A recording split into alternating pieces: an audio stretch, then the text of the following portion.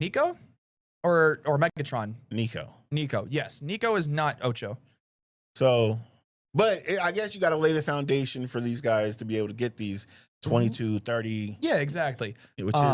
Which is, makes sense, but damn, boy, this money is getting wild. Yeah, and like I said only like 22 or 24, but like even when he signed that contract, they were already starting to make around $30 million a year. Because I think that was the same offseason that Jettas signed his.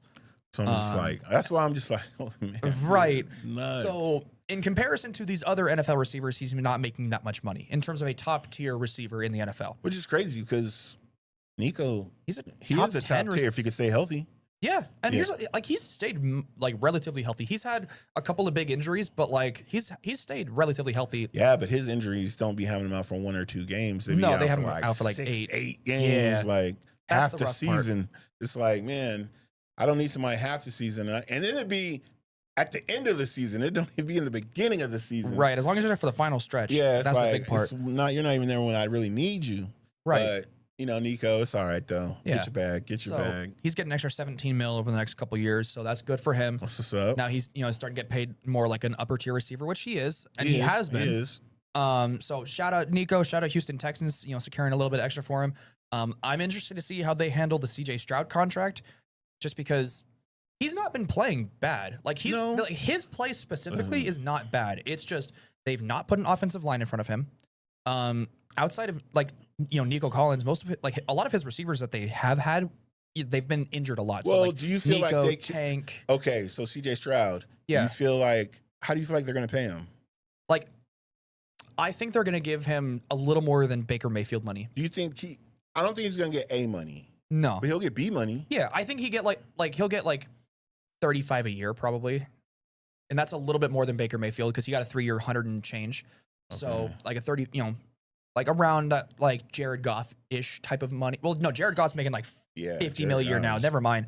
But like, yeah, I think, CJ Stroud, if they pay him like 35-ish a year, that's probably around where he should be, at least right now.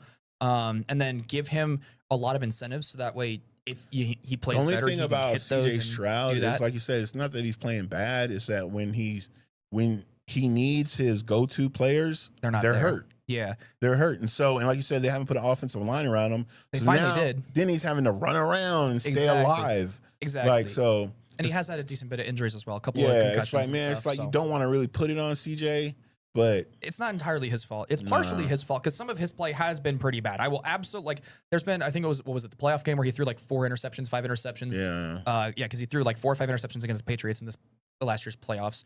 He honestly didn't play that very good against the Steelers in the first round. Either. Like, he's not been great in the playoffs. He's won them games, and that's all fine and dandy.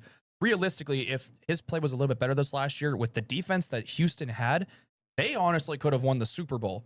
Genuinely. Because most of their offense was healthy. Don't get me wrong, their defense was stupid. Their defense and it's even gotten killer. Better. Because I love the Caden McDonald pick they got in the second round. That's an awesome pick. Their defense is killer. It's an insane. Will Anderson, Danielle Hunter. You got Caden McDonald on the all on the front end. You've got Azeez Al-Shaair in the linebacking core. I believe Blake Cashman is also one of their linebackers. You have Jalen Petrie in the back end, like Derek Stingley in the back end. Like, you've got some dogs. You got some dogs. Except for none of it's Georgia Bulldogs because they like to get arrested. Good Lord. What else? Yeah, speaking of that, that was a good little. I like that. Thank you. Caleb in his back. Little segue. I know what it's called, Quan. I saw this was from, I don't know if it was before. Hey, hold on real quick. I know exactly what it was called. I didn't say, ooh, nothing. No, this dude right here, I don't know if he's intentionally trying, but he's trying. He's trying to piss me off. That's what he's trying. He's trying. Go ahead. Anyway. With your, if you.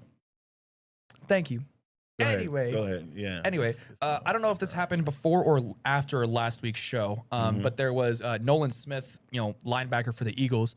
He got arrested for felony speeding because he was going like, what was it, like 120 something miles an hour, 130 miles an hour, whatever. It was stupid speed. It's always one of two things. Yeah. It is always one of two things. Yep. Either you're speeding or you're hitting your chick. Yep. Like, pick one. Pick one.